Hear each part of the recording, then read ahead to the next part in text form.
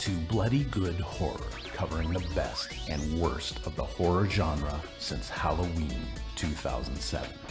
Listener discretion is advised.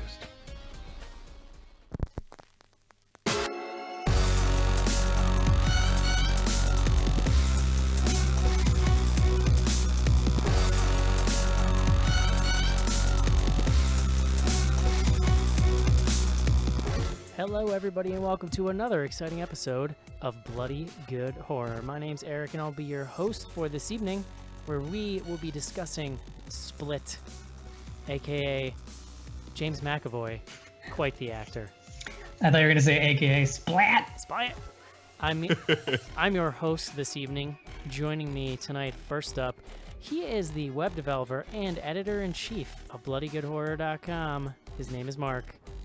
Hey. Somehow still sporting a Mac Mini in 2017 that is now... Well, probably not anymore, because I think it just committed ritual suicide, so I think... It's for your own good.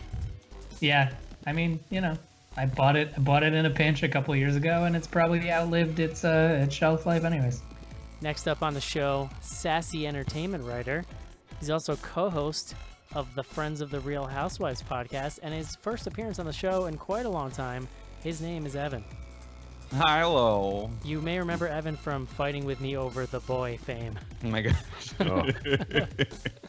Still one of my favorite episodes, and yet doesn't go away. Next up on the show, he drinks beer. He lives in Chicago, getting ready for some of that exciting martial law coming his way. Absolutely. He is the beer aficionado on this show. He's one half of the Real Housewives podcast with Evan. His name is Joe. Catch me outside. It's coming. This is like Joe, I just saw that video. Oh, it's amazing. I don't know how it took me so long to watch it. This is like the NWO invasion, Joe. Like we're being invaded by the Real Housewives, Friends of the Real Housewives. That's right. Did you watch Vanderpump Rules last night, anyone?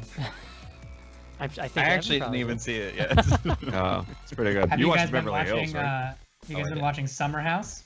Yes. Oh, absolutely. I haven't seen it yet. But you haven't watched any? Is it good? It's pretty good. It's definitely better than 100 Days of Summer is, if you ever watch that. Oh, okay, yeah. Didn't like it's up there. I would say it's close to Vanderpump level. I've watched One Crazy Summer. Is that the same thing? I think I've told this story, but my old boss used to be, well, not used to be, she still is. She's just not my boss anymore, but she was the little girl in One Crazy Summer. That's amazing. Yeah. What? That's like one of my favorite 80s movies.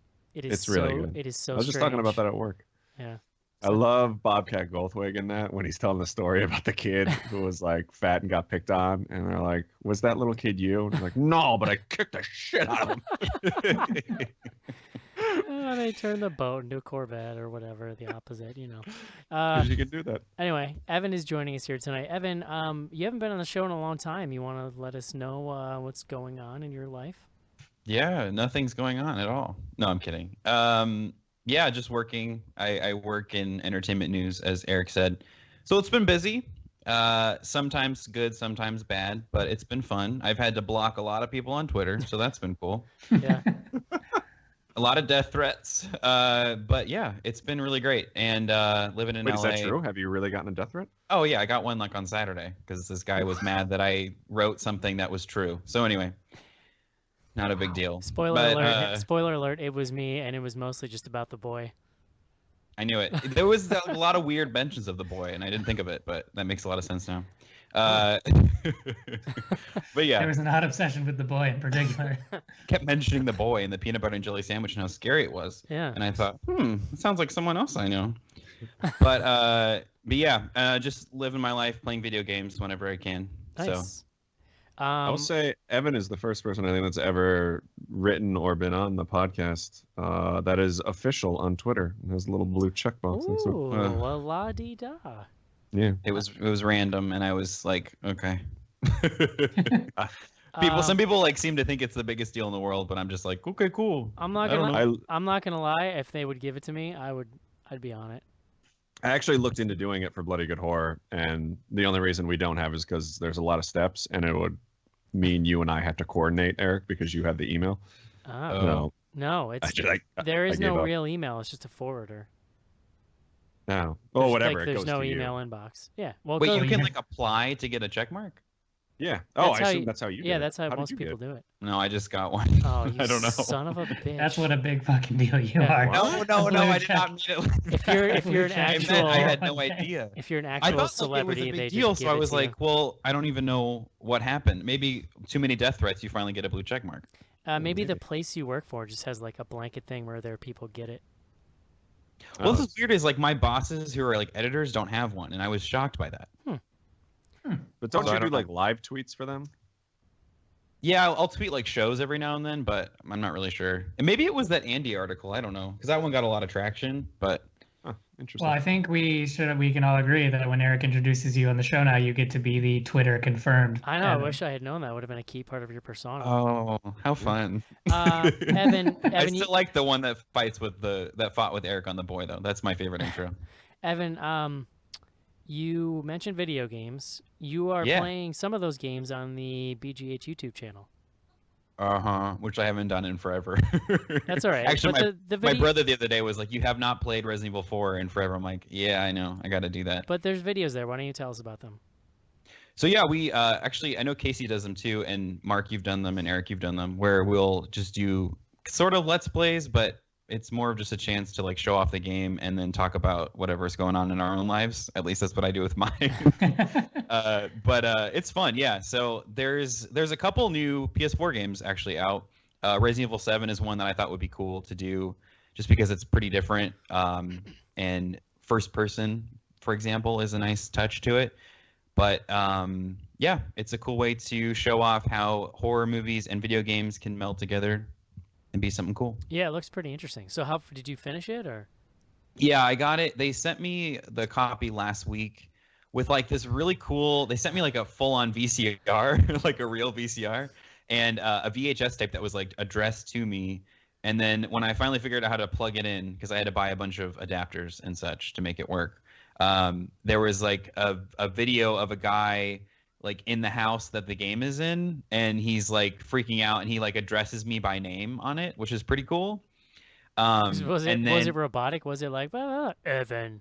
No, it was like this is what I don't understand, because I know that they did this for other press people, but he must have had to record it a couple times, because I watched and like his mouth follows what he's saying and he's acting it out. So I was surprised at how much detail they put into it just for like a press thing, that no one else is going to see. Question: prior to this, had you ever hooked a VCR up before? Yes. Okay, just checking. I grew up with a VCR. Like Okay. that was what I watched everything on. I didn't know if I needed to get angry or not. No, you don't need But to I'm get good. angry. I used to watch like Mortal Kombat and Mary Poppins and stuff on my VHS as a kid. Nice. Oh. Because I think that's the first time that particular sentence has ever come to pass. I really hope so. Finish her. Mortal Poppins. Those are my favorites as a kid. I loved to watch Mary Poppins and Mortal Kombat. Her finisher is poison medicine that melts you from the inside. Yeah. Or she stabs you in the eye with her Oh. umbrella.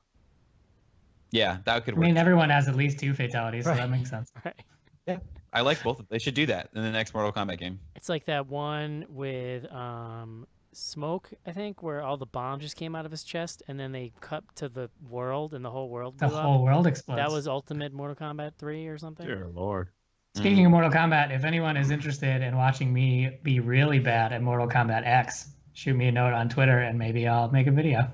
Because I got it for $20 and I've been playing it and I'm very excited and I'm about a year late. But I still think there's still playing it. value. I still think there's value in you and me just playing MK2 and streaming us cursing at each other, or me cursing at you, I guess more specifically. Sure. I like that Yep. idea. Do you guys you stream that from your computer, or can you do that from Xbox too, or how Well, does this whole we would probably, because Mark has a PC now, right, Mark? They like you Sure can. do. There's a MK like arcade pack on Steam that Huh. has multiplayer, so then we could probably do that. I don't know if they have chat. We could Skype it up or something. but it's all through like Steam. Steam, that's how you- yeah. I'm sure that Alright. there's like when Well, I so was, I it's- had the there's same- different ways you can do it. I had the same thing on my 360, and it had multiplayer. And I used to just kind of look for random matches with people, but I was getting my ass kicked. So I think So I gotta Evan's get been on doing this his Steam thing. from his PS4, right? Evan's been doing it straight from that. Yeah, the PS4 is good because it has it built in, which is nice. You just log in with your YouTube, and then you can just decide while you're playing to start playing live and stream from there. Right, the streaming, And Joe, you need, if you do streaming from your computer, you do need another program to facilitate it. Right. yeah, it's better And I- quality too. I think if you do it on your own, I'm just Oh, too yeah. lazy and don't It's want to deal with basically it. like we're literally using the same process to stream the show to YouTube right now Oh, that you Well, would Technology. like we use XSplit.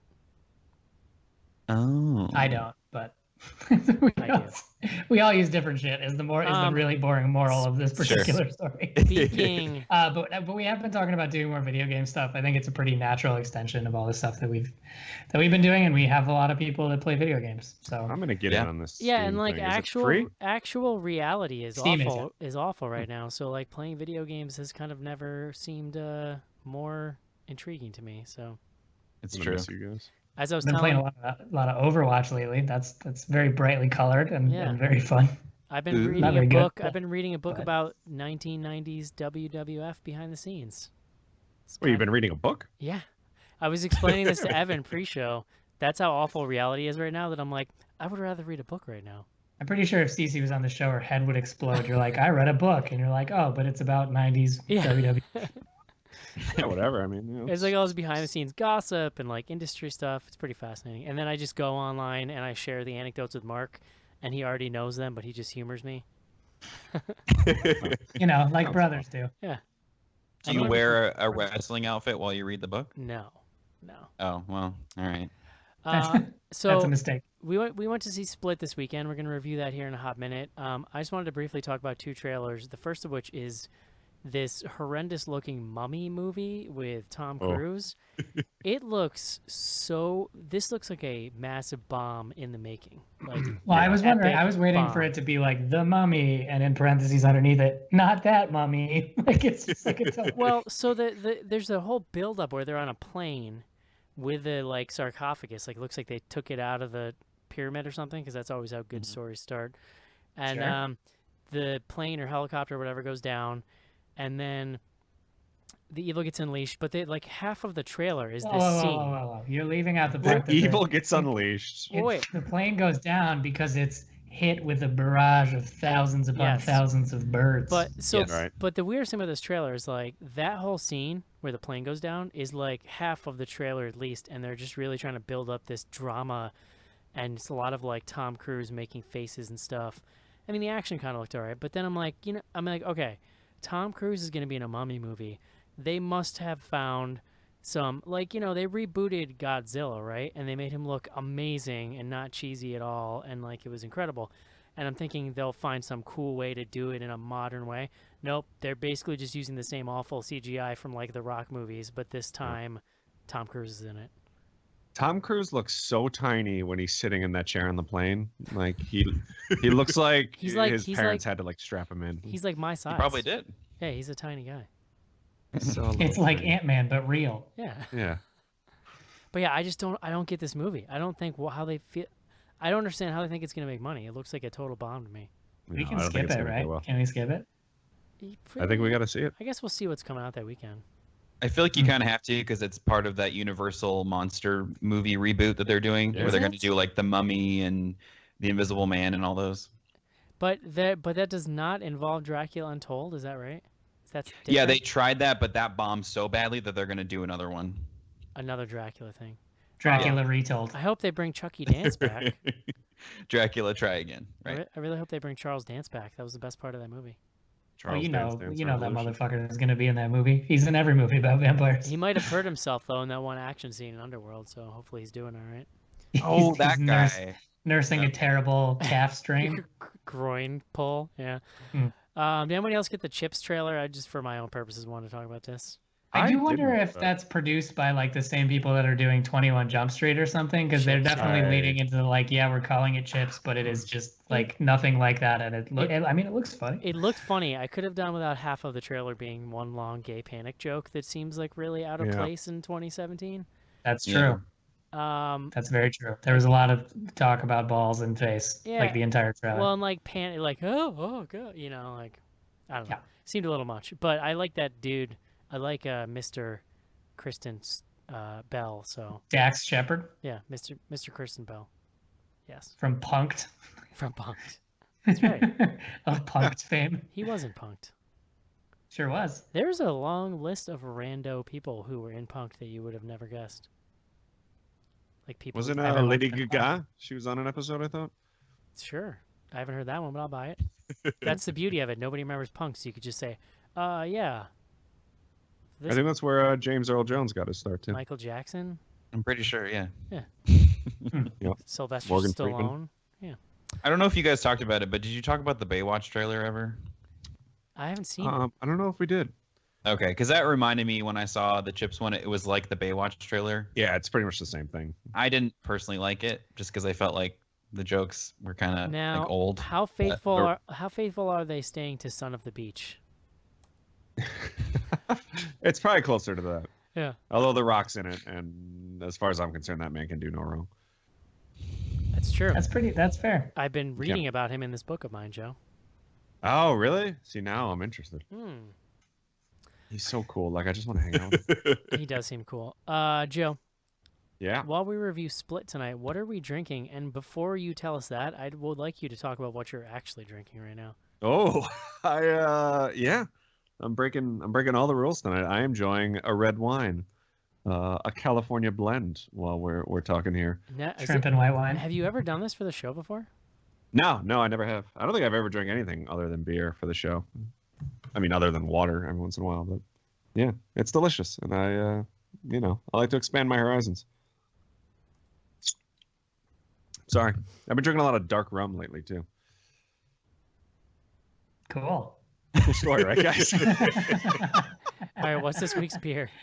But for But? the movie Split, Butt beer? which of course is by M. Night Shyamalan, who is a gigantic fan of the city of Philadelphia, much like many of us on the show. I picked a beer from one of my favorite breweries based right in the city there.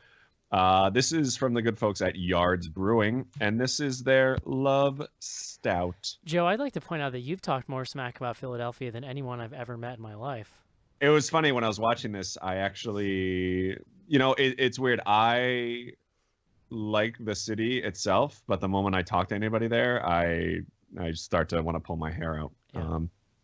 It's a great town. Like I joke around a lot, but I really do like Philadelphia. I spent like 2.5 years there in college. It's a nice town. I love their zoo. I think their zoo is like one of the best that I've ever been to. That's a good quality to have in a city.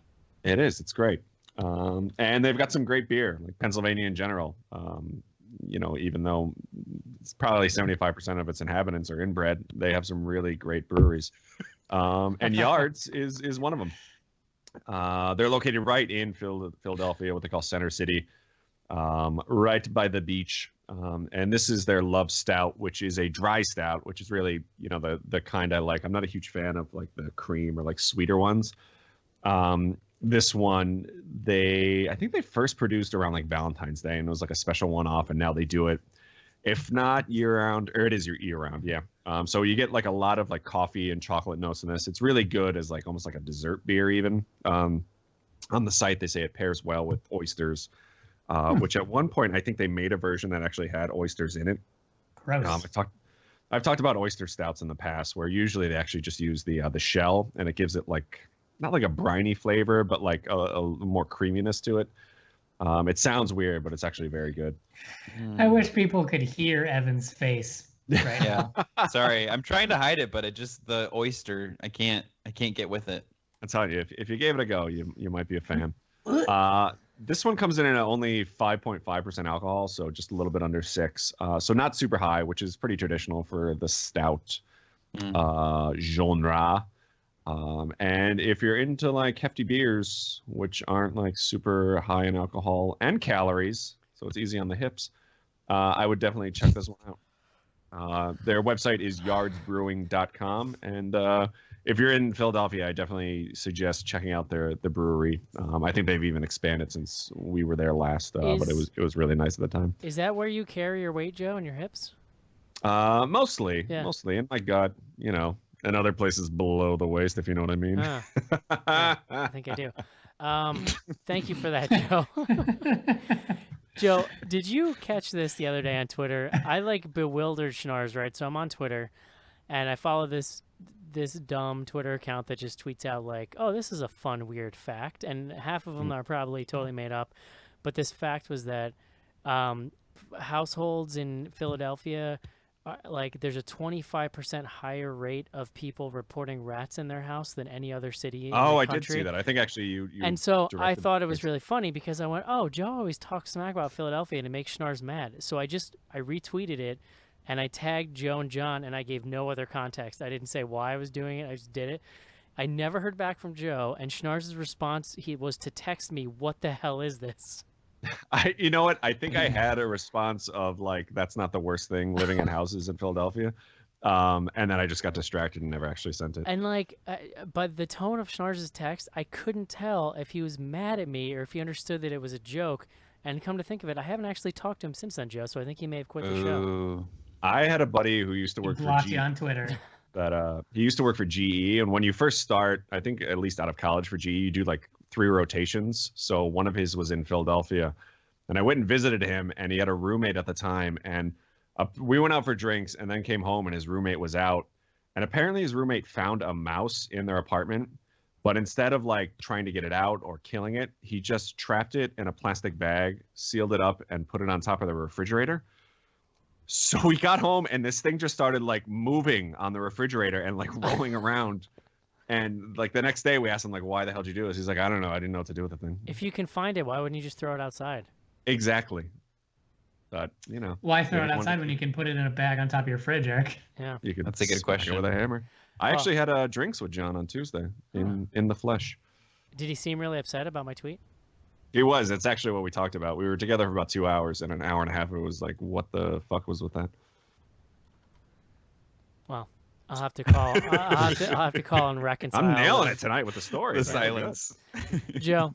I think everybody else is nailing it with the paying attention. I think that's actually what's really going on. Thank you for that, Joe. That is the beer recommendation, something you get here every week in the show. Let's take a quick break so that we can review Split.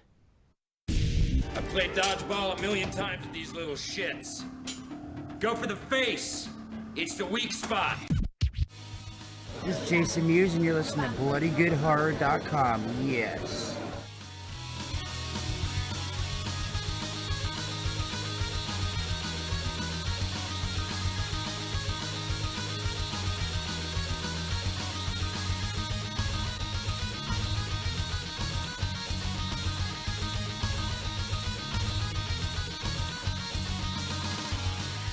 This is it, Jennifer. Your big break in TV. From the prime time, bitch. Main feature. And we're back. You know, there was Hi. recently a vinyl release of the original Simon's Quest soundtrack. Huh. And So for real? the other side, the B-side, had the Japanese versions of the tracks, which were like slightly different apparently. Yeah, the if anyone's ever been to Mondo Tees, they have a record label called Death Waltz Records, and they put out lots of really cool like reissues and stuff like that. And they're the people that always do. We were sending around a while ago like these limited edition Gremlins tiki mugs, and they do all sorts of like limited edition kind of stuff. The wife got me the Star Wars ones for Christmas. Yeah, they did like a Twin Peaks reissue a little while ago that sold out almost immediately. Like that's one of the big, and they do like screen printed posters and stuff. That's when it seems like there's certain things they do that are super popular that sell out like right away. I was gonna say, isn't Mondo the one where like you can't actually ever get them because they sell out so fast? Yes, I got the third most popular color of the Gremlins tiki mug. So, Right. Ooh. All right, Nailed it. guys, we are and here. I was on top of it. We are here to review Split tonight. This was directed by Mr. Manny Shyamalan. Mhm.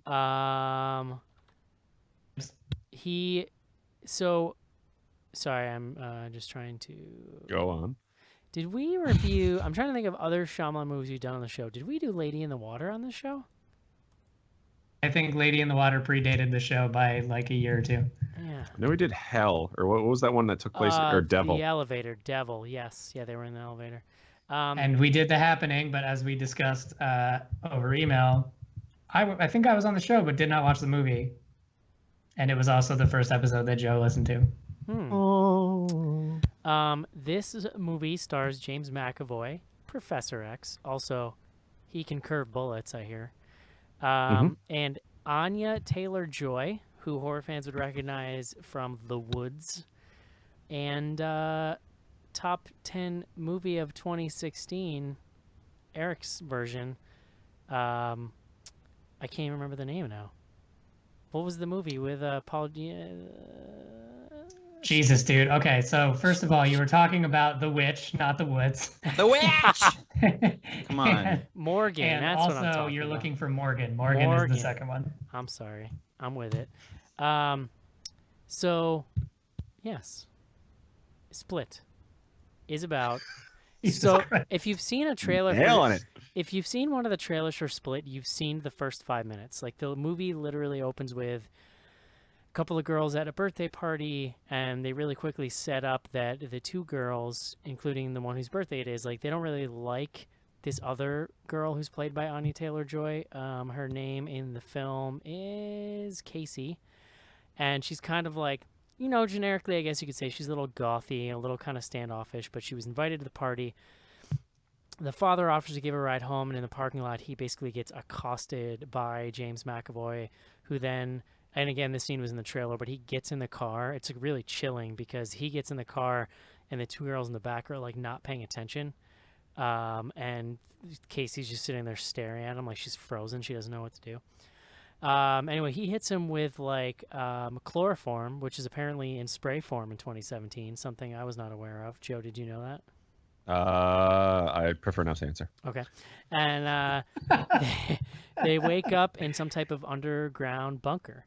And it's at this point, a few minutes later, they think they hear a female outside, and they start banging on the door. And when the door opens, they see that it is James McAvoy in ladies' clothing. Very well dressed, very conservatively dressed. And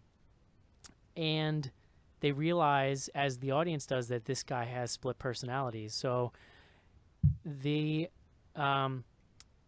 those personalities start to develop throughout the film. You learn different things about them. In the meantime, we keep getting these extended scenes with his therapist.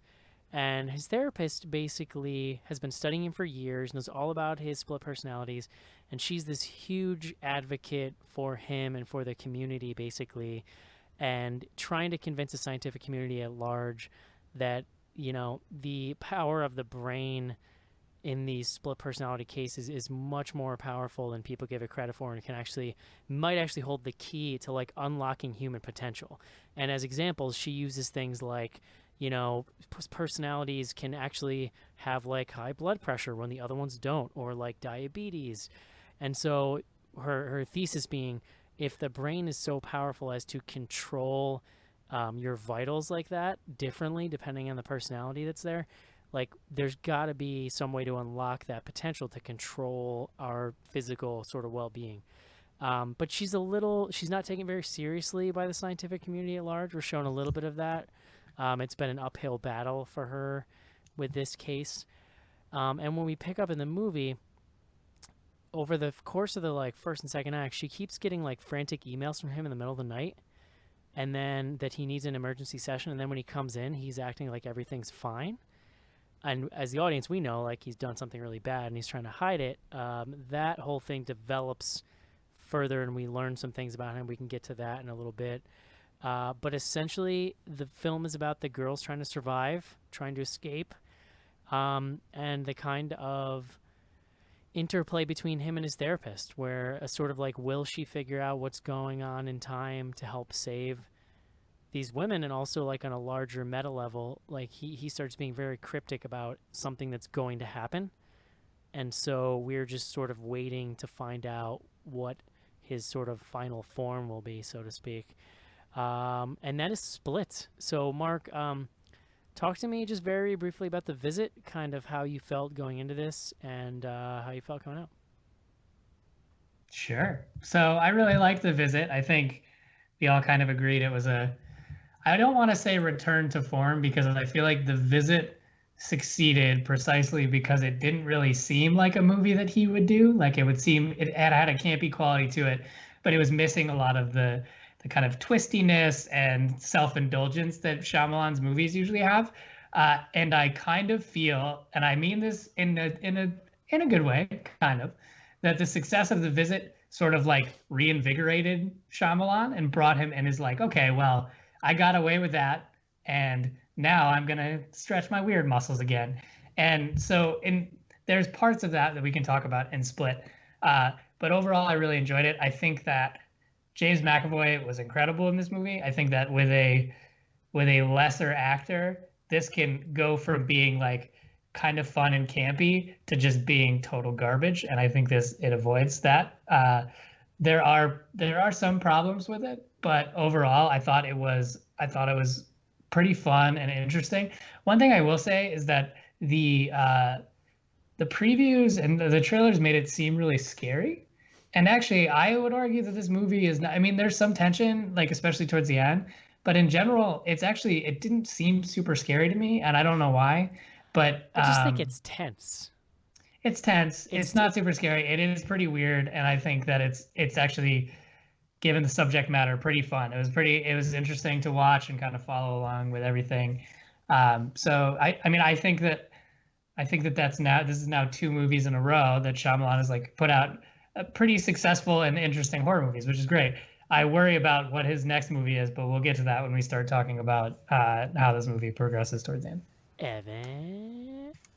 Yeah, I really liked it too. I was able to see it twice actually, and I was worried. You know, sometimes with these kind of movies, you can see it again and not like it as much because you're just sort of in on what's going on already, and it might just be boring. But I ended up liking it a little bit more. And like Mark said, I think that it could have been really bad if they had just like a mediocre actor. But I think that it sort of reminds me of Silence of the Lambs in that way, where I had the same feeling where I really liked it, but if you literally would have put anyone else in those roles, I probably wouldn't have liked it at all. Just it would have been another thriller of some sort. And it wasn't super scary, but I think that's okay.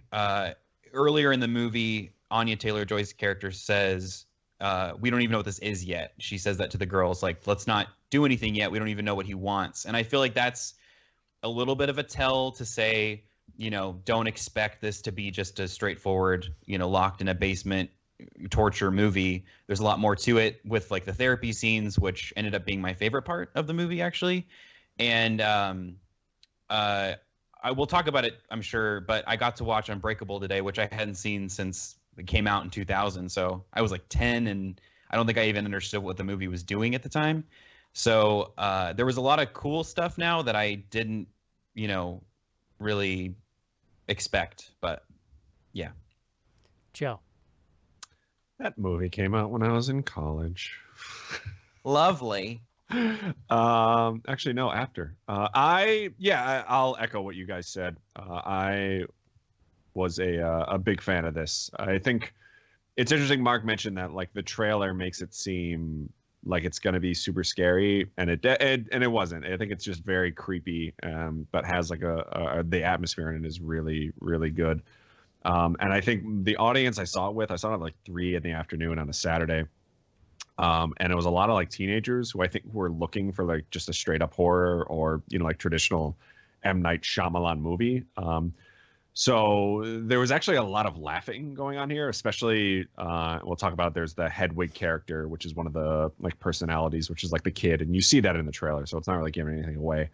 But like there was a lot of laughing going on during that, which I get like some of it definitely I could see where it was supposed to be humorous.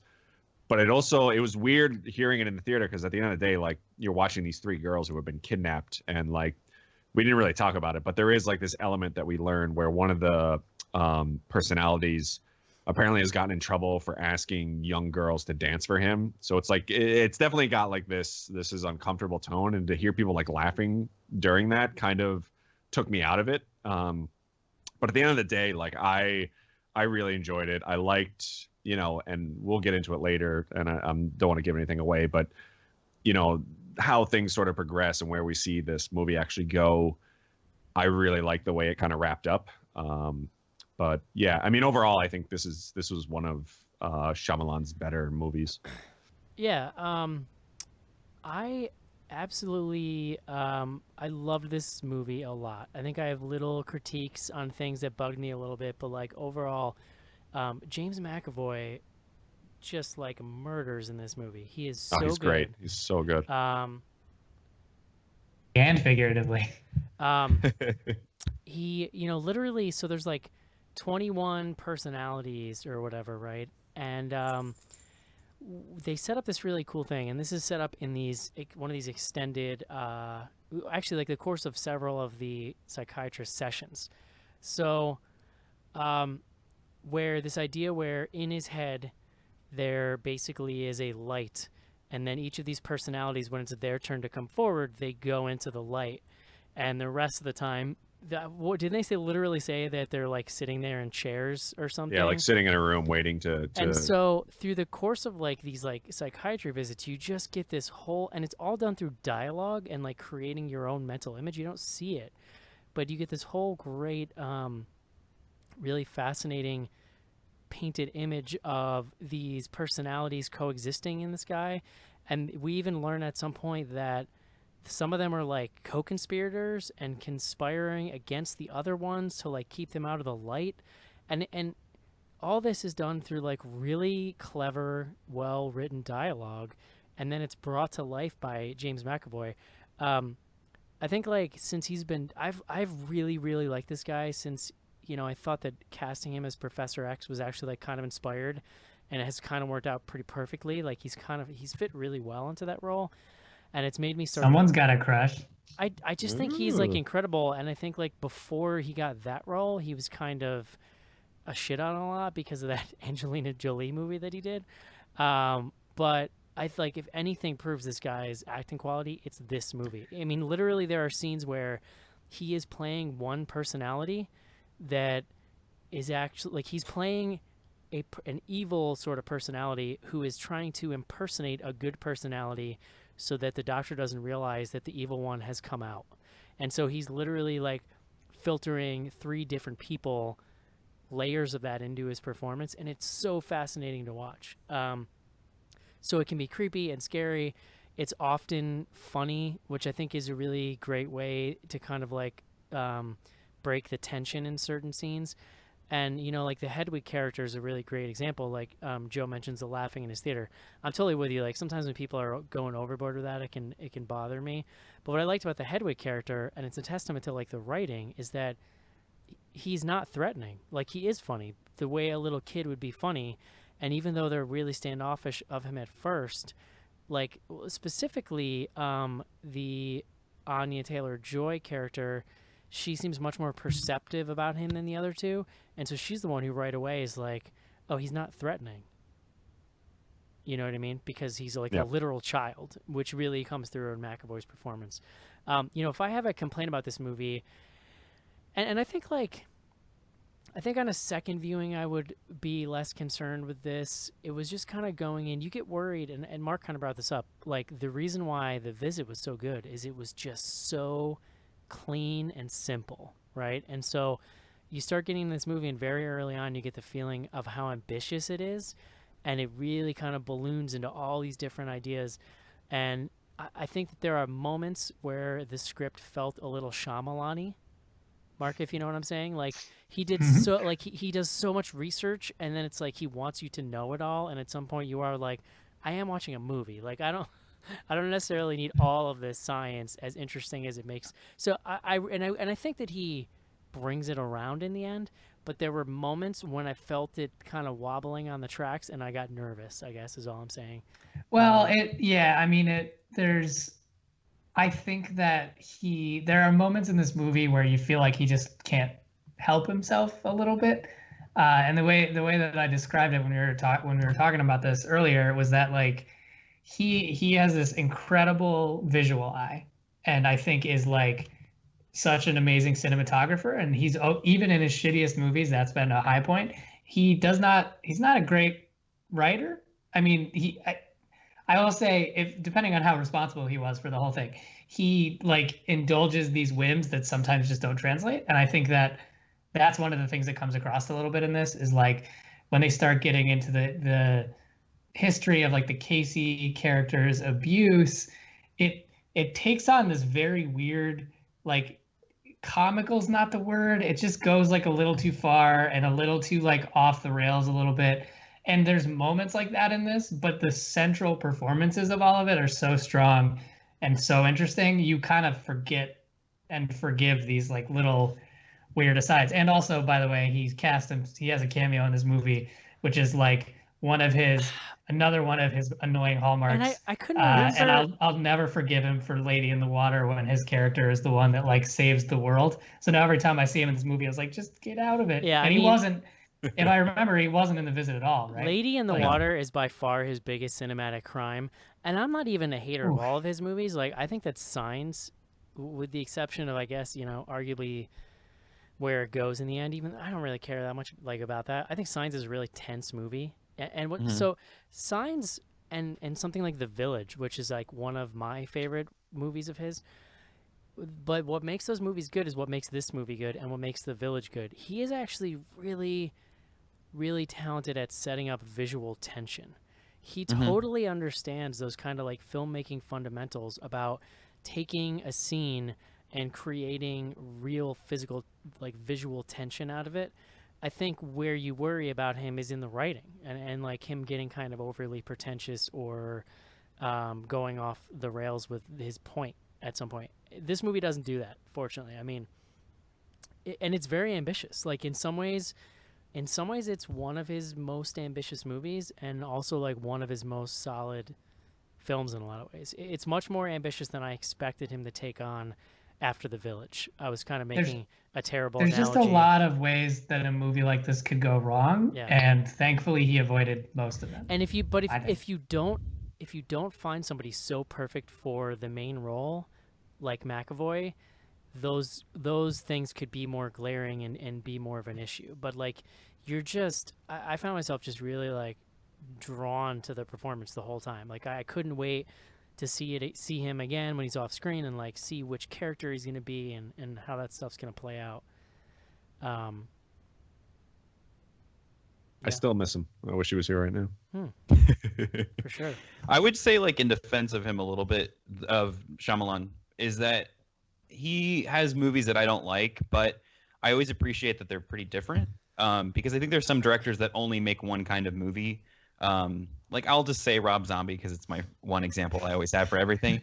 But I feel like if you don't like a Rob Zombie movie, you probably won't like any of them because they're all pretty much the same, just in different settings.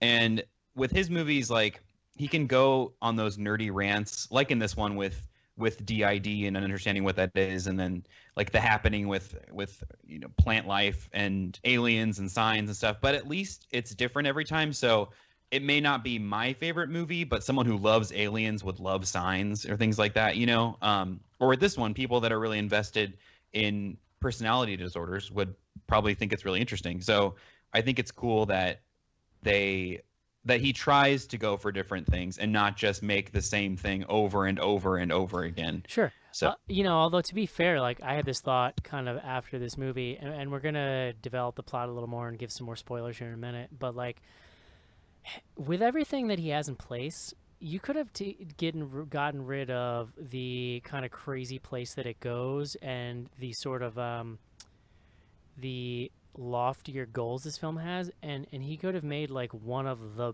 best thrillers I've ever seen in a lot of ways. Like, I think that in other words, just the core of what he has here, a guy with split personality disorder who abducts these women. Like, you could have just made a thriller based off that without getting as kind of crazy as it gets, and it would have been amazing. Like, it's still a great film, but I was thinking, like, I couldn't help but think, what if he had focused this as much as The Visit? Do you know what I mean? Like, really just because in The Visit, what he does is it's that premise boiled down to its simplest, scariest version. Do you know what I mean? It's really scary when you rub a poopy diaper in someone's face. Yes. Everybody knows. But I think he does a really good job of like slowly building up to where the movie goes. Like, it's not a typical, and I think he suffers a lot from like the Shyamalan twist. Like everybody looks for it at the end. Like everyone's pretty much ever since Sixth Sense is kind of waiting for like, how's this going to end? What's going to be like the weird thing that happens at the end? And I think this, and probably why I liked it so much, was does a really good job of not just like all of a sudden, you know, punching you in the gut with like some, you know, something you didn't see coming. Like I think it just progressively gets more and more amped up, and then, you know, at the end you kind of see it all come to a head. But I think he did a really good job of building that. Yeah, and it's like because he's bringing you along with it. Like he's dropping enough breadcrumbs on the way there that you're an active part of trying to figure out what's happening, as opposed to having something totally obscure and crazy happen with no context. It's like you're waiting for something to happen and you're actively trying to figure it out. Yep. So then it's just exciting to see what it actually turns into. You know what I mean? Right. I mean, the Shyamalan's proclivity for twists has been pretty obviously memed throughout the years. And I agree that like there's nothing in the main plot line of this movie that I would consider a twist.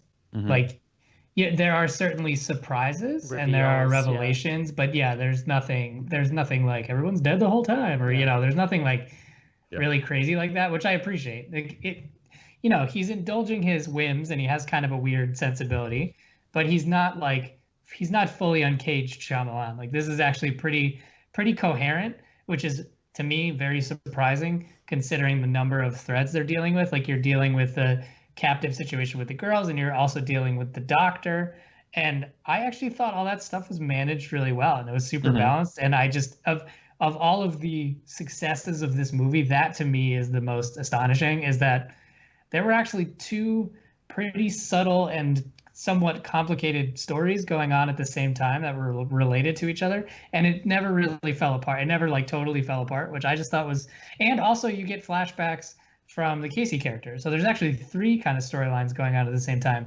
And it's actually pretty easy to follow and comes together pretty well. And I just think that like, given Shyamalan's past, that's pretty astonishing, honestly. And probably the most surprising thing about this movie is that once you realize how much shit's going on, the fact that it doesn't fall apart to me is just it is kind of amazing. Yeah. It's kind of amazing. So there's all these threads, right? As you're kind of going along in the film, we start getting these flashbacks from Casey's childhood, and these are kind of really interestingly meted out throughout the film, where we're just slowly piecing together this single day scene from her childhood. And we learn all these things. Like her father was a huge hunter. He taught her all these very like specific things about hunting and guns that sort of play into later in the film. And then we're getting into spoilers too. Yes, we're getting into really worried about that. Yeah, we're getting into mega spoilers. Although I mean I wouldn't listen to this if you want to go watch the movie. This is a good movie and you will probably like it, I think. And now we talk about spoilers. Yeah. Right. So we then get into this icky stuff about her uncle molesting her when she was a child. And so it becomes obvious at some point that she's had a very bad childhood and a bad home life. And so the differences between her and these other girls become really pronounced. And it also kind of gives her this different outlook. You know, she's kind of more trying to figure out what's going on with him and trying to she doesn't want to rock the boat, sort of. And that's sort of this theme we see kind of in these childhood scenes of, you know, God, it's really difficult to really go through this because it's just so skeevy, the whole thing. But so that's kind of one thread, right? And then parallel to that, we see the cracks starting to form with his facade with the therapist. And there's this great kind of like screenplay thing that I love, where so we find out basically that when these two personalities that are in control, right? Do you guys remember the names? It's the creepy killer guy. Yeah, and Dennis and Patricia. Yeah, so they have used Hedwig, who's the child personality, they have manipulated him basically to help them shut off the light from every other personality. And these personalities had been gone for a long time.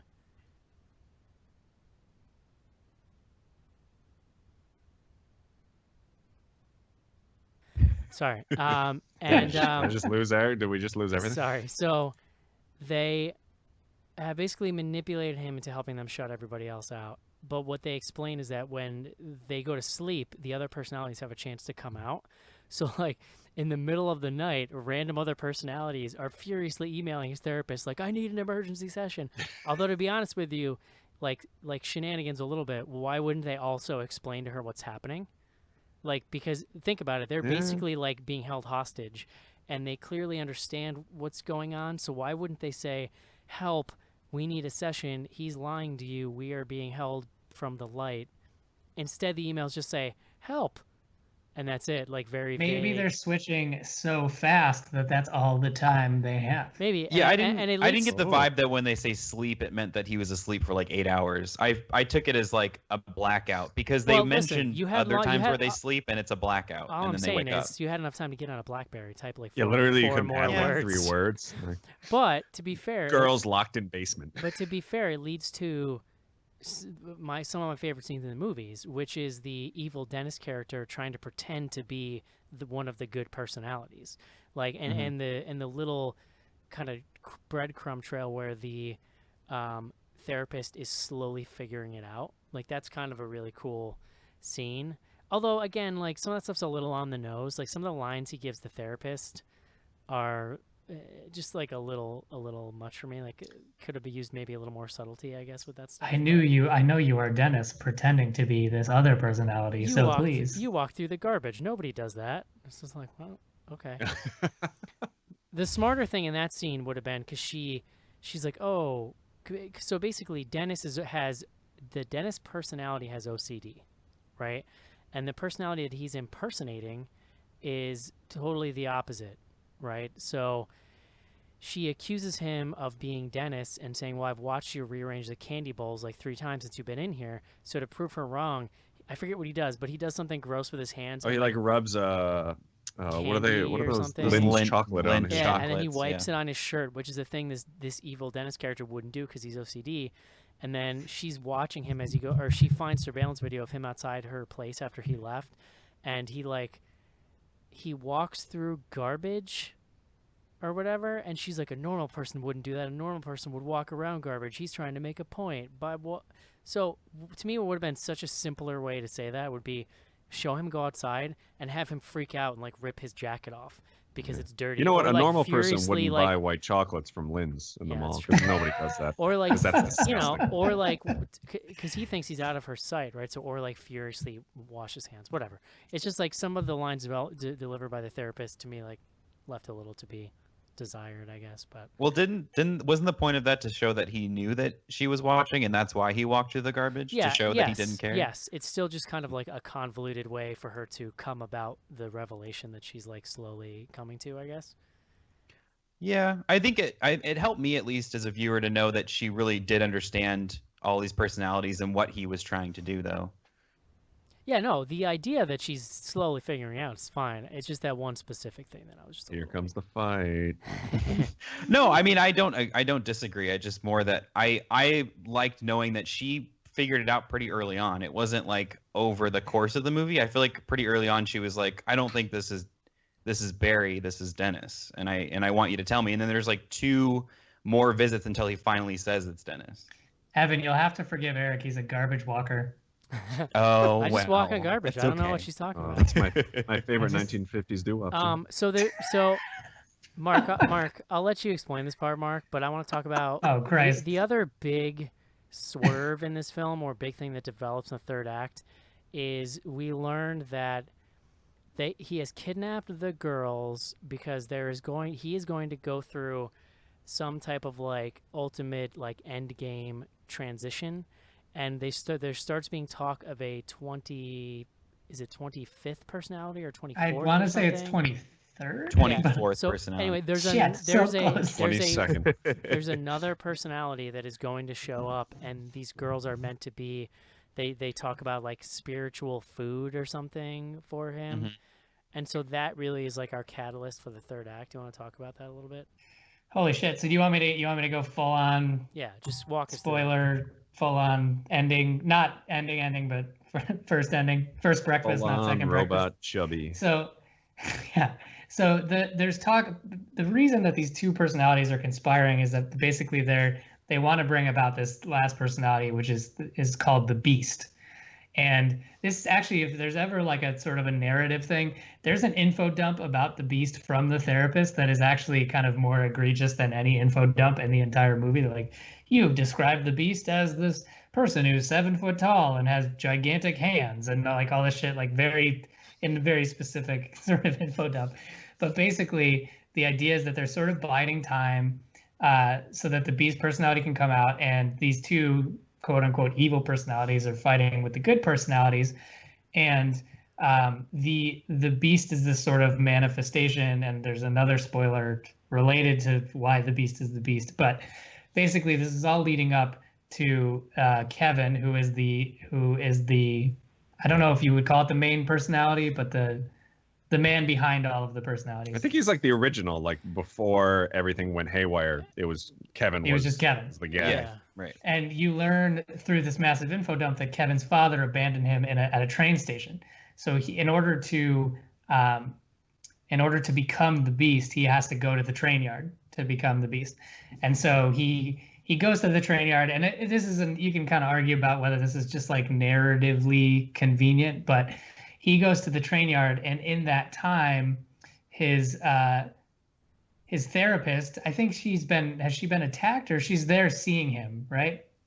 She's already been attacked when he got the train yard. She's been attacked, so she comes to see him. But initially, they have like initially they're just kind of in his bunker talking, and she doesn't know there's ladies in there yet, and she's trying. Right. But she suspects at this point that something bad has happened, and so she's trying to kind of figure it out. I'm back on track. Okay, so she discovers one of the girls, and she confronts him about it. He ethers her and knocks her out, and then goes to the trainer to become the Beast. In this time, why can't I remember her name? Casey kind of gets out and discovers his computer and starts like watching these videos of all these different personalities.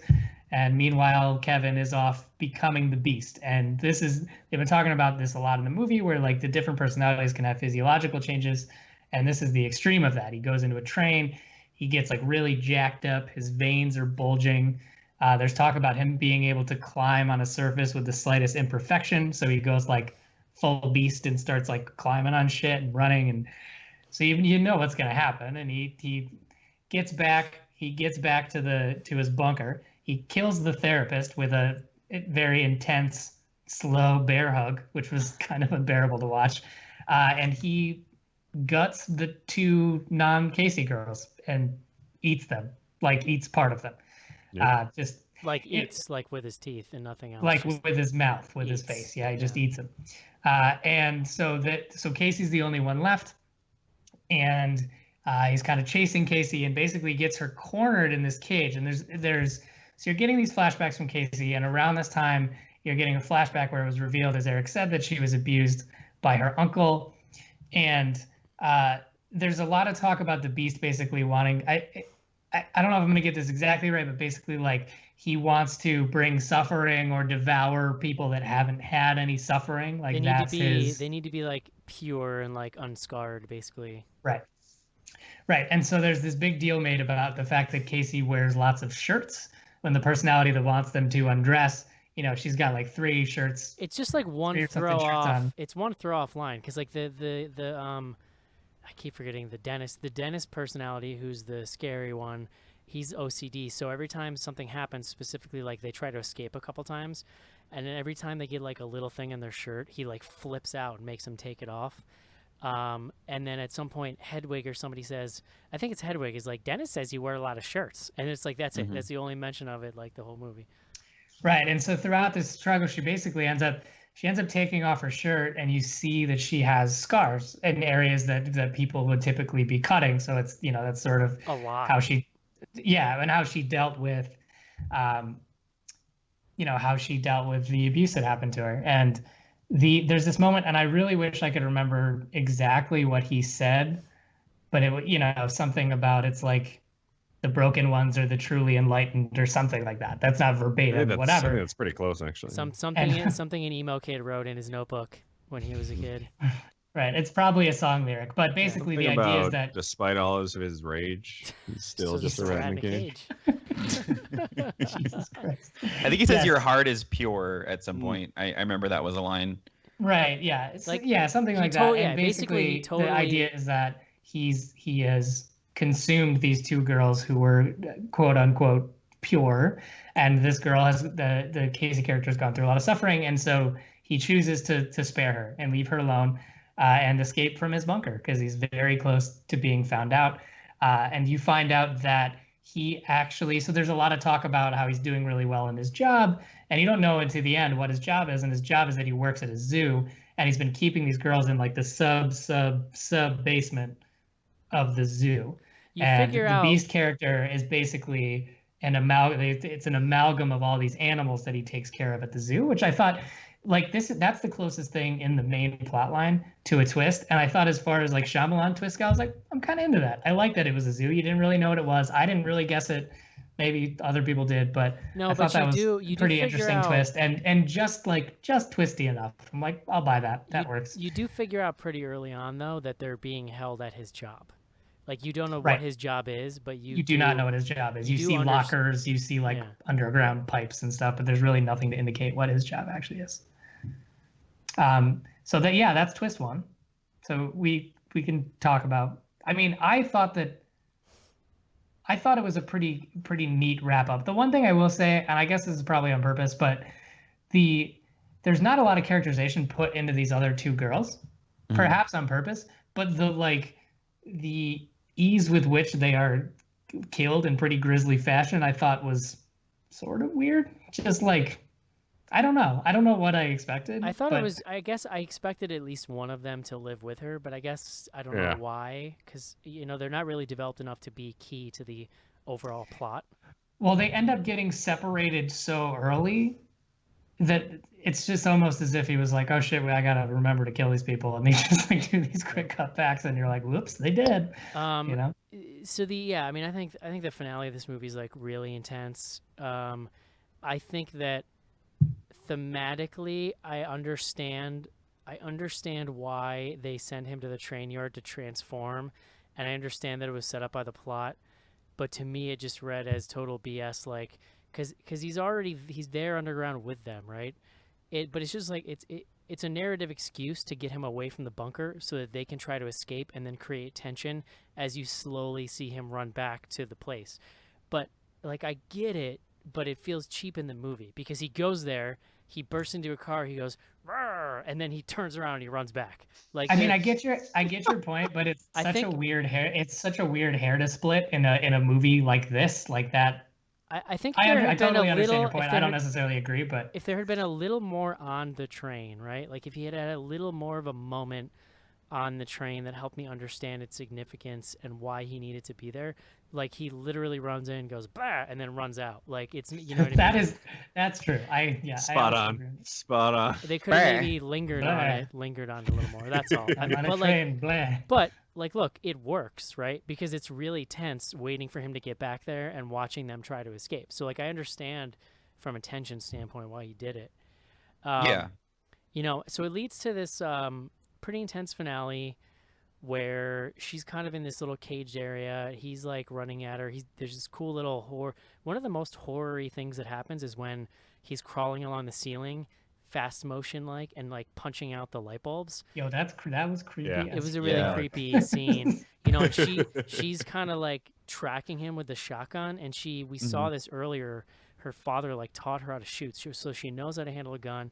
She knows how to track a moving target.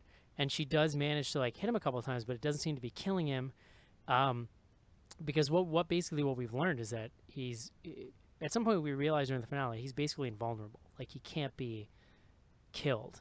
Like she hits him dead on with a gun a couple of times, and there's blood, but he doesn't go down. Right. He gets up to the cage. That's when he sees her scars, and then he leaves at that point. Right? He just leaves her alone.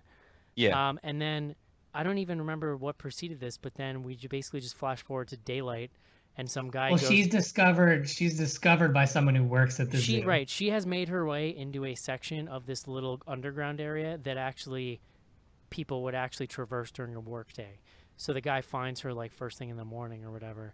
But again, my confusion was, how were they down there in this area where apparently people go pretty often, for that long without anybody finding? It sounded to me like there was an underground area that did have people in it, and that this was like attached to that but really separated, like and nobody used it. He even said like that he had to convince them to let him use it. It sounded like at some point they knew he was hanging lived out. there. I was a little unclear. I kind of had the impression that they knew he was living there, but I'm not 100% sure. There's a lot that's the only of part like that kind of confused me. there's a lot of context and things thrown around in this movie very quickly that if you don't catch them can leave everything like a little confusing. And I'd be interested to like for a second viewing for that reason, right? To try and pick up on stuff like that. Yeah. I think my only major complaint, and it's not even a huge deal. I usually like when you don't see as much of the quote unquote monster. And so when the first time I saw it and they were kind of building up to the beast and describing what it looks like, I'm like, okay, cool. I don't really want to see that. I'd rather have that be in my head. And I think that the parts where he is more in shadow, like you mentioned, where he's crawling along the ceiling like Beast and like knocking out the lights, I thought that was really creepy because we couldn't exactly get a good look at him. And it just made your mind go crazy of what it could actually be. So I was a little surprised that he's in the light as much as he is, because I think at one point she says like he has really long fingers and he has long hair, but that didn't actually happen. Yeah, I'll be honest, for me, based on the trailers and that comment you're talking about, I fully expected like a big dumb looking werewolf or something. So I was pretty glad that they kept it like understated. I know I'm not saying I wanted a werewolf, but I wish there was a little bit less of him. That's what it sounds like you're saying, Evan. No, I mean, I you know what I mean though. Like, there's something about not seeing something in the light as often that makes it scarier, and so I think that's where this movie lost its horror part. You know, and it's particularly weird to be so specific about what that person's gonna look like when that's not what you show. Yeah. Hey, we have to kind of bring it home here, Mark. Twist. That was actually that was the twist, is that he did not have any hair when he was. True. I was shocked. Fingers were normal size. Mark, can you bring us to the end, little after credits deal? Sure. So it was not after the credits, it was directly preceding the credits, but there's a so you kind of cut to him, like, I don't know where he was. It looked like a treehouse or something. I can't remember. But he's like, so the Beast is, he's escaped. He's like stashed away. I think he was like in an abandoned apartment or something. Yeah, it looked like. Yeah, he was, he was in some nondescript location. And then it cuts to a diner. So you're seeing a pretty typical end of a sci-fi horror action movie where there's a news program detailing this crazy thing that happened. And then you cut to our friend Bruce Willis, who's sitting at the diner counter. And I can't even remember what the lead-in was. There's a woman sitting there, and she says, "This reminds me of the guy in the wheelchair from a couple years back. What was his name?" And he says, like, "Mr. Glass." Mr. Glass, right? Yeah, which is a throwback to an old, as John would say, Shyamalan joint, Unbreakable, the aforementioned Unbreakable from the year 2000. And judging, I'm very curious. Well, I could kind of guess what the mainstream reaction is. The people on either side of me were both like, "What the fuck? What is he talking about?" I was walking out to like a lot of boyfriends explaining it to their girlfriends. Like that's what I was. I was walking out to a lot of teenagers just like completely confused and talking about how stupid that was. So a couple things. If you do know what's going on, and I'll talk about this in a second, it's a little troubling, and I will get to that. If you don't know what's going on, is it really? I don't know. Like, who cares? No, well, listen. I said I'll get to it, so let me get to it. Damn it! No. I mean, Bruce Willis is one of the biggest movie stars in the world. So to have him tacked on to the end of your movie, if you don't know what's going on, is very confusing, and I get that. Sure. The thing that was of concern to me, and I was talking about Shyamalan sort of indulging his, his various tendencies, like that to me signals that he's going for like a Marvelization of his movies, where everything kind of like takes place in the. Sorry, I just elbowed my laptop. Are you suggesting that there's a Shyamalaniverse? Shyamalaniverse, yeah. Shyamalaniverse? I like it. Pretty into this. Yeah. And I think we were talking about this. I think that there has been a like slightly rumored Unbreakable sequel, if not tie-in or something, as his next movie. And so I don't know. I mean, Well, to me, this made more sense as an after credit thing because the sort of person who's going to stick around after the credits is the sort of person who's going to be like, yes, Unbreakable. It was kind of questionable to throw it at the beginning of the credits. Here's the deal. As like almost like a pseudo ending to the movie, which if you don't know the reference is like just so out of nowhere. So, but it's a very key point though. It's not the end of the movie. It is in the credits, right? So like, I've read a few people like on my Twitter saying it ruined the movie for them, which blows my mind. Yeah. Like, Yeah. I feel like you're watching movies in a really foreign way to me if a 10-second reference at the end of the credits ruins an entire movie for you. The beginning of the that actually doesn't materially change anything in the movie. It gives you a new interesting way, like lens to look at it through, but like really it ruined the movie for you. If anything, I've never even seen Unbreakable, but I got the reference because I'm familiar enough with it, and I kind of just went, huh, that was cool. And then I just was like mostly interested in listening to people explain it to each other on the way out, right?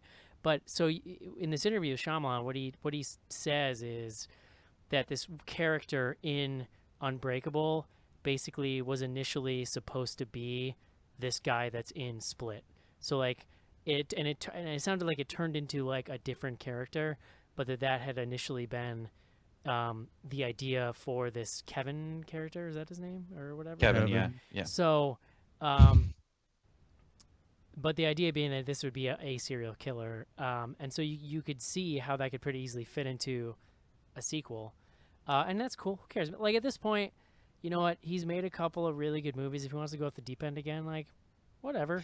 Well, it's so funny to me because like we talked about The Visit, there was none of this like self-referential stuff. There was not a ton of this like winking at the camera, and to me, this particular thing was like, hey guys, remember me? I'm back. You got manied. Well, here's the interesting thing, right? Of all of his movies, I actually think that Unbreakable might be the least divisive. Like even The Sixth Sense, there's so much backlash against The Sixth Sense. Every movie after that, up until The Visit, there's been large contingents of people that hate it. But like I hear more praise for Unbreakable than any other movie he's done. Well, like, Unbreakable was very much like before its time because it came out at a time where it wasn't, because it's a superhero movie, right? Like it could have been a Marvel movie. And now obviously people just go apeshit about sort of comic book movies. So I think weirdly enough, I just feel like it was really before its time. So I guess of any period in film history, it kind of makes sense to come back to it. Yeah. I mean, I think the only backlash was, and I remember when this movie came out, like people were waiting for The Sixth Sense 2, and Unbreakable was like not that at all. And I remember a lot of people being really disappointed and like, what the F's going on here? Like, this is nothing like what I was expecting. The twist is that he can see living people. That's right. Yeah, it's a little unfair with, like, we talked about this on email too, the whole twist, like putting it on him. And I know that he likes to do those, but it does feel a little unfair. I think getting a chance to watch Unbreakable again, which I said I hadn't seen since it came out, I like quick just mini review. I think it might be my favorite of his, just because it was a lot more understated than I remembered it being, and is actually a really great story, which I don't remember either. But as far as its connection to this, when I saw Split, I was very confused as to why that was at the end with Bruce Willis. But I don't, kind of like what Eric said, I don't really think it's that big of a deal for people to like get so upset over it. And I think why are people getting that upset about? Like, get upset I about. don't know. Listen, It's get upset strange about bad movies.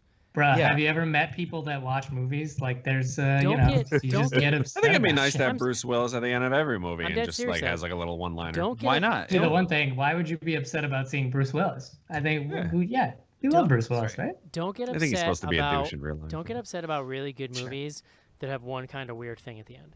Like, get upset about bad movies that are wasting your time. I don't know, man. I think people just like, which is funny of us to say because we're quote unquote critics, but I think people just like walk into movies wanting to find something to get pissed about. And in a movie like this, there's lots of twists and turns. So you can just be like, that was bullshit. That was dumb. And just, Yeah. I don't know. I guess like we already said, that the movie doesn't hinge on that moment. totally and doesn't, even like watching Unbreakable, the only thing I thought that was even close to a reference was at the beginning of the movie, he's in that big train crash where he's the only survivor. That's like how the movie starts. And in this movie, Kevin says when we meet Kevin, he says like, last thing I remember, I was on a train. And so I don't know if that's supposed to be referring to that. Maybe they were on the same train. I don't know. I mean, that's a thought. And I think that he's been dropping like connections, kind of like what Tarantino does without saying it. With, like there's a weakness that Bruce Willis has in the movie that is another weakness of another character in another movie. So there's some weird connections going on that might explain that they're in the same universe. But I mean, it's just a fun thing. I don't know why it has to be the end of the world, you know? Mark, we're going way over here. Can you got two things you want to read? Yeah. Which one do you want first? Sophie's really serious, well thought out email or movie guide? Sophie first. Okay. So Sophie was originally going to be on this episode and had to duck out due to a last minute commitment, but she wanted to share her very in-depth thoughts. So I don't know if it was last minute. I think she just forgot. Let's be honest. So this is straight from Sophie. As the soon-to-be resident MSW, which I had to look up, that's Masters of Social Work, of Bloody Good Horror. Why would she assume we would know that? What? You don't know that? I wanted to quickly weigh in on dissociative identity disorder, or DID, and its portrayal in the movie. Previously referred to as multiple personality disorder, DID is characterized as dissociative disorder in the current edition of Diagnostic Statistical Manual. Joe, stick with me here. I added that. This category like comes, on the show again. Yeah, immediately after trauma-related disorders, and that is no accident. According to the DSM, the dissociative disorders are frequently found in the aftermath of trauma. In DSM-5, the dissociative disorders are placed next to, but are not part of, the trauma and stressor-related disorders, reflecting the close relationship between these diagnostic classes. DID specifically is characterized by the presence of two or more distinct personalities, or alters, as they are commonly called. Mm-hmm. These alters are not only have their own identities and style of expression, but generally have their own autobiographic memory. Those who believe in DID and its link to trauma suggest that a child who's exposed to extreme trauma may cope by believing the trauma is happening to someone else, thereby creating an imaginary companion. In this way, the alters are able to hold the traumatic memories, reliving the core personality of that burden. Research has shown that dissociative symptoms can onset as early as age 5, and that by adulthood, DID patients may report as many as 16 alters. Like the movie posits, some research demonstrate distinct physiological differences between alters living in the same body. The case study referenced in the movie of a German woman who reportedly regained her sight is real. That's interesting. And other studies have shown marked difference in brain activity, blood flow, skin temperature, and response to medication between alters. Some suggest that the saccadic, I don't know how to pronounce that, eye movements, involuntary patterns of movement of the eyes across a page as we read, can even differ between alters. DID remains a controversial diagnosis with staunch supporters on both sides of the argument, but I would like to give M. Night credit where it's due. He really did his homework. Too often in horror and media in general, we see stereotypical portrayals of mental illness or just complete misunderstandings of diagnosis. Shyamalan imbued Kevin, Barry, Dennis, Hedwig, Patricia, the Beast, etc., with a depth and humanity that served to make the story more compelling without losing any of the tension. All right. Wow. Smart. So, Shammy Lammy done good is what I get from that. And that's cool. I mean, that's, of all the people that would kind of fuck up the interpretation of a legitimate mental disorder, I would imagine that would be M. Night Shyamalan. So good on him for figuring that out. Shots fired. All right, Mark. Bring us home. You heard it here first. M. Night Shyamalan understands mental disorders. Bring us home with a little movie guide. Ooh, on the opposite end of the spectrum of that well-thought-out email, movieguide.org is a website that supplies us with Christian-leaning, feelings about movies and whether or not we should watch them as impressionable man-children and woman-children. You. Yeah, that's right. Movieguide.org. So Split features a light moral, this is also a major spoiler alert, light moral worldview and a story about a teenage girl having to fight for her life against a crazy psychopath, yikes, who's been coddled a bit by his psychiatrist, who has a romantic view of his condition, but beyond this, nothing else is particularly moral or redemptive. And some pagan ontological nominalism, Jesus, what the fuck, where this movie suggests that the mind can physically change a person. 4 obscenities, including 1 F word, and 1 strong profanity. Strong, scary violence includes implied abuse. Teenagers kidnapped and held against their will. Man grabs an old woman from behind so strongly that he crushes her spine and kills her. It's implied the man has murdered 2 teenage girls and is cannibalizing their corpses. 1 corpse is seen lying dead and bloody for a split second. Another moment, man baring his teeth and preparing to bite down. What? Man's face has blood on it in one scene. Several frightening moments where the man flexes his muscles in terrifying fashion while transforming physiologically into an evil superhuman, that being that he calls the Beast. Girl points shotgun at her abusive uncle. Teenage girl has scar marks on her belly from cutting herself and self-abuse to cope with trauma of child abuse of her uncle. Some blood when teenage girl shoots villain. No depicted sexual content, but it's implied girl was abused by her uncle. Kidnapper makes the girls strip down to their bra and panties and makes them scared to think he will abuse or rape them. And it's mentioned that one of the troubled villain's personalities likes to watch girls dance naked, but no dancing is shown. Upper male nudity, and girls are forced to strip to their underwear, but nothing else happens. A bar scene shows some alcohol use, no smoking or illegal drugs, but villains spray something into teenage girls' faces to knock them out. And kidnapped teenagers are imprisoned against their will, and villain deceives people. Movieguide.org, guys. He was very deceptive. Quality. Yeah. All right, guys, it's time. Would you recommend this, Mark? As I muted my mic, yeah, totally. Evan? Absolutely. Joe? Yes. Me as well. Now let's do some fan mail.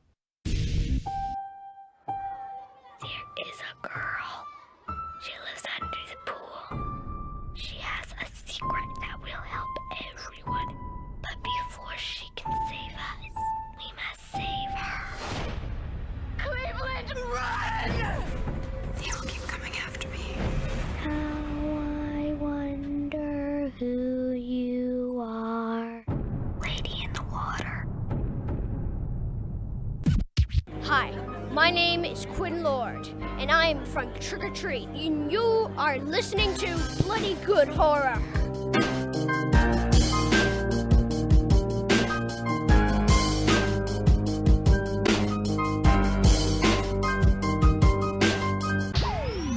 Send your emails to info@bloodygoodhorror.com or hit us up on Twitter at BGHorror with the hashtag AskBGH.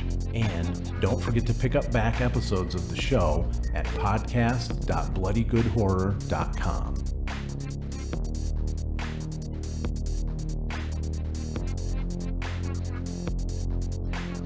And we are back. So I was literally planning to congratulate you on that awesome Boglins sound clip from last week's episode, and then you harassed me with that Lady in the Water clip, so I take back everything nice I was planning on saying. Did I trigger you? Ugh, Lady in the massively water? triggered. Lady in the water. I just wish She's so wet.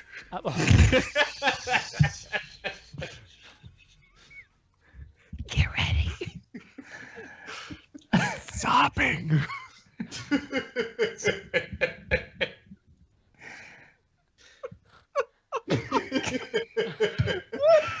Well, here we are. We made it to the dance.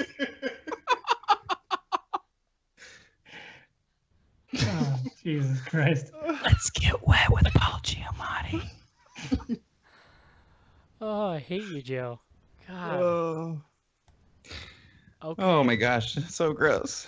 I'm was cool, just gonna everybody. talk- I'm cool all around. I was just gonna talk about how that one dude is in it, and he only lifts in his one arm, and it's really big for some reason. But it, I never saw For it. some reason. I didn't Ooh. see that movie either. It's yeah, so weird. You guys have to see it. maybe. All right. I'll get there. One email, Toby. I read an article today about Split where the writer was saying that it was more enjoyable because they had a spoiler about the, let's say, credit sequence. And then it added more to the film because they could slowly see everything was building to while it happened. Any other movies that you think where knowing the spoiler/twist ahead of time would make the rest of the film better on first viewing? I kind of have enjoyed going back and watching Cabin in the Woods. Like, you kind of know what the twist in that movie really is anyway, but you don't know how deep it's going to go until you get in there. But that's just kind of what I was thinking of. No, I can't think of anything. I think Shutter Island's kind of a good one for that too. Oh. Yeah, because it really does change. I mean, I don't know that I would want to know that before the first time I saw it, but we've seen a lot. No. I always have. There's certain twisty movies where I always say in the show, like, it might be cool to like watch that again, having all the context and stuff.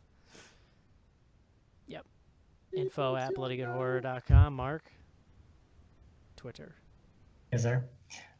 So we've got 2 hashtags we follow, and I'm gonna just bang through these pretty quick. We've got BGH Classics, which if you are a patron at patreon.com/bloodygoodhorror, you can tweet us with some of your favorite quotes from BGH Classics with the hashtag BGH Classics. And if you can, please let us know what episode it's in so other people can find it. This first one, actually, so I wasn't here last week. So did John read the one about the Android app? I don't think so. No. No, okay, so this one's from Ziegenbart, and he has misinterpreted the hashtag, but I will answer his question anyways. In BGH Classics, I heard talk of an Android app, but nope, it's number 1 in the searches, Insidious related. Just I am gonna speak for John here, and I'm not 100% sure of this. I believe it's actually the Patreon Android app that you can access the feed through. It's not a Bloody Good Horror app. There's no Bloody Good Horror app. There's a Patreon app. Yeah. So hopefully that helps. And next one. That's for the new RSS feeds, right? For like correct. That's for not for the classic episodes, but for our spin-off shows. The classics, if you just get the Google Drive app, you get sent a login for that, and then you can just use that like a podcast player on your phone. Yeah, and if anyone doesn't have access to that, just bug John at jon@bloodygoodhorror.com. Or I believe we also have a Patreon. But you can send a message to your Patreon. It's a constant thing. John has to send the link to the Google Drive out and the password manually. So after you sign up, you got to give him like 24 hours to get that to you. We get a lot of people who are like freaking out about it, understandably, but that's the answer is that Schnorr's got stuff to do, so he'll get it to you when he can. Or he just doesn't like you. Both things are equally possible. You never know. So lazy. Next one's from Danny JPEG. This is in the spirit of BGH Classics. Not sure of the episode, but Joe singing Bodies by Drowning Pool every time somebody spoke. Here we go, here we go, here we go. Here we go, here we go, here we go. I can imagine that's multiple episodes. Yeah, I can imagine that's just one. Be one. No, many. Yeah. Okay, great. So we are also on the, we also use the hashtag AskBGH. So if you have a question for us, tweet it with the hashtag AskBGH, and we will read it on the show and do our best to answer it. So we have a lot, so I'm going to just kind of go through these as fast as I can. This one's from A. Howard 0614. Why, oh, why do I always forget to never see a PG-13 horror movie on a Friday night? Hashtag split, hashtag teenage a-holes. I had the opportunity, and then I was like, no, I can't do it with a PG-13 movie. Yep, I did Saturday afternoon for the first time in a long time, and I regretted it immediately. I tweeted about this. There was a child sitting next to me in the theater who could not have been any older than 7, and I questioned. He was with his parents because his parents were like, "You weren't even scared a little bit," and I'm like, "Why did you bring your fucking child? You weirdo." That's pretty standard in Illinois. It's 7 is old. I mean, I guess it's sort of hypocritical of me because maybe I started watching horror movies when I was 10, and when I was 10, I looked like I was 5. So maybe but I, had the decency to watch them in secret at home. Here we go. Here we go. Something wrong with me. All right. So this next one is from Robot Claw. Split was a long series of twists, a thriller. So why does everyone ignore all but the last 5 seconds? Meaning that they're putting too much pressure on the ending, like we talked about. Yeah, that's how I choose to interpret that, and people are dumb. It's not even it's not even the ending, as we discussed. Yeah, people are. It's just like it's 2017. If you can't get worked up in a tizzy about literally everything that happens, then why be alive? So this next one is from Bomb Pop Caper. Is the world ready for a Shyamalan-averse? I think so. Yes, absolutely. Sure. Yeah, I don't. Even if he did make a movie that was directly connected, I don't think it would be like what people think. I don't think it's going to be like, and then here's the guy from Unbreakable, and here's Mel Gibson, and they're going to go fight someone. Like, I don't think it's going to be that. Can you narrate that movie for me? I think I'd like. Yeah. That. Absolutely. Just let M. Night. There's an airbender. No. And here's the Avatar no one liked. Yeah. Here's that other Avatar. That's right. Next one from Danny JPEG. Now that an unbreakable universe is established, Kevin's dad dying on the Dunn train. which movie universe would you like to see? Of his movies? I don't know. Anything with Mark Wahlberg. I think I like for. Joe's suggestion. Well, no, I'm wondering like which like director would you like to? I'm interpreting this as which director would you like to see have their own universe? I like Joe's suggestion last week of Critters versus Cooties. I know that's not really answering this question, but Critters versus Cooties. I think you mean Critters versus Munchies. Sure. Well, why don't we do three-way? Munchie Cooties was a versus movie like- Gremlins Cooties was the same thing, basically. versus the Munchie Cheese. Lest we forget the Ghoulies, my friends. Yeah, maybe that was it. Basically, we're gonna have a Royal Rumble of tiny '80s monsters. Little tiny things. Yeah. Cooties was the one with the kids getting sick. I don't think that's what you're thinking of. So I may have mentioned this, but I believe it was Emporium, the series of the bunch of arcade bars in Chicago that were showing quote unquote Groblins movies, which were all of the sort of rip-off movies of Gremlins, like we were talking about. Oh, really? I would like that. Yeah. Oh, Emporium. Let's see. Next one. You're right. There was no. Yeah, I must be talking about Munchies. Yeah. Next one. The Rob O'Neill. So did M. Night earn his way back into our hearts or make another throwaway movie? I think he already was with. Yeah. With I don't think I ever kicked him out. The Visit. I was feeling cold to him until The Visit, and I think like this was kind of, I don't know. This was his chance to sort of solidify his comeback, and I think he nailed it.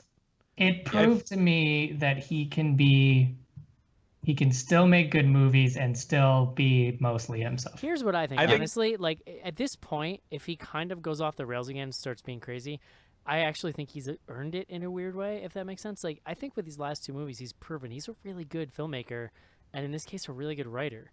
Like, it's just that he has these sort of, like, demons inside him that sometimes come out. But, in other words, like, if he makes some kind of crazy movie after this that I don't really love, it's not going to upset me that much. I don't know, for whatever reason. I just can't imagine. I know I'm harping on this. I can't imagine he can make a movie more up his own ass than Lady in the Water. I just can't imagine it. The Happening was way up his own ass, but like that was the last movie of his that I remember like really upsetting me because I was. Well, I didn't see The Happening, and if Lady in the Water upset me, I imagine The Happening would have really upset me. The Happening is just so unbelievably bad. Yeah. All right, we got three more, also from the Rob O'Neill. The ending ruined it for me. I think he wrote it just for that stinger, and it weakened what could have been a very great movie. Yeah, I just don't get. I don't understand that it ruins the whole movie. I think that's a little overstatement there, but that's my opinion. That fart wasn't in the tweet. That was my editorial fart. This next one is from Shunif H. Hunif. I don't fucking know. Would you guys watch the inevitable Bye Bye Man 7 Zombie Bye Bye Man into Hood in Space? What? Yes. So I listened to most of the Bye Bye Man episode, and I'm convinced none of you guys saw that movie. You just made all that shit up because there's no way any of that could actually have been in a movie. or wasn't. One of the worst things I've ever seen. It's so bad. It's so bad. I mean, I kind of want to watch it. It just sounds so insane. No, it's like miserable bad, though. It's not fun. It's a little funny. Like if you and I watch it together and we like got drunk, we could have some fun with it. I just love how hung up everyone is on the coins. Like every 5 minutes, it's like, but what about the coins? Next one, Nick Almond Scott. What Shyamalan movie would make the best TV series? I think a lot of his movies could be expanded into TV series. The Visit. I don't know. Maybe this one. It's just about poopy diapers every week. That's the thing that ties all the stories together. Is people get diapers squished in their face. Who pooped in this one? Yeah. Exactly. Smells like Kevin. CSI poopy diapers. Exactly. I would totally watch that though. That's what's horrible. This diaper smells like poop. Be like, how did they greenlight this? I'm so in. Yeah, dun dun. Dun dun. This poopy diaper. Producer. Well, we got another one of these shit diapers. Better call Jonesy. Oh my gosh. Last one. This makes this sorry, universe. Nick, we just can't answer questions this anymore. universe we've created makes zero sense. Last one is from Zeke and Bart. Split, comma, was good. Would have been better if I hadn't seen it on TV already. Can I call him M. Nightless in the trailers? What? Can I call him M. Nightless in the trailers? Nope, still not following. I don't know what that means. I'm not sure. I think the point he's trying to make is that they did show a lot of this shit in the trailers, which I agree with. Yeah. Yeah. That's literally every trailer. So the Yeah. only thing, the only scene that I feel like was lessened because of the trailer, and I don't even think it made that big of a difference, was the scene in the car. Yeah. But the scene in the car is way more tense in the movie than it is in the trailer, obviously. Yeah, that's true. So there you go. Wrong with me. Nothing wrong with me. I beg to that- differ, Joe. Are we done? Yep. Yup. info@bloodygoodhorror.com. We're also on Twitter at BG Horror. Joe, you still using Snapchat? Hell yeah, I am. Very nice. That's at BG Horror if you want to get sexy pics from Joe. Evan, if someone wants to hear you and Joe talk about the Real Housewives, how would they do that? They can find us at Friends of the Real Housewives. We have a nice feed on Stitcher Radio and iTunes, so you can search either one of those. Very nice. We're on Facebook too. Facebook, you just search for Friends of the Housewives. On Twitter, at FriendsRH. Media Empire. That's right. We're everywhere. Or just That's ask somebody that Joe works with, because apparently they know about everything Joe does now. Yeah. Yeah. Whoa. Mark, what's going on at bloodygoodhorror.com? We got new reviews every day, and we've got some lists coming up of the best hot and cold weather horror films. Ooh. Joe, you have a dog? I thought you hated dogs. No, my sister-in-law's staying with okay. us for a while, and That's her what I thought. dog's He just found one and thought, okay. I don't know. We had left the door open. This thing walked in. Now it's ours. Mhm. Joe hates dogs because his heart is frozen. Go to bloodygoodhorror.com, and there may or may not be pictures of that dog. Cool. Perfect. Does anybody know what's next week? Is next week Resident Evil? Yeah. I just saw. Oh, yes. I saw. Resident Evil, and then Rings I the week saw after. Right? Ali Larder on a talk show today, so I was like, "Oh God, is it Oh, happening? jeez. Is it Resident Evil time? Mm-hmm. Good for her. Woof. Take me down to the Paradise City. The grass is Lasers. Please take me away. Yay, yay. So excited, you guys. Cannot wait. All right, guys. It's going to do it for our review of Split next week. Resident Evil something. In case Shnars asked, Mark, last week we decided I'm going to call my shots this year. I'm going to, as we see movies, I'm going to tell you guys where it's going to land on my top 10 list, and I'm going to nail it. Last year I decided Bye Bye Man is officially the worst movie of 2017. A bold choice considering it was like the first one. I'm going to say this is my number 3 horror film of the year. Wait, I'm actually gonna start keeping track of this. I thought about 2. I really should have looked at a list of what else is coming out. You know what? 2. This is the number 2 horror movie of the year. All right. Oh, I can't wait for it to be number 3. And you changed your mind. You hesitated. That's right. Yeah. All right, guys. That's going to do it. Hope you enjoyed the show. We'll talk to you next week. Adios. Bye. Goodbye, everyone. Bye. Bye-bye.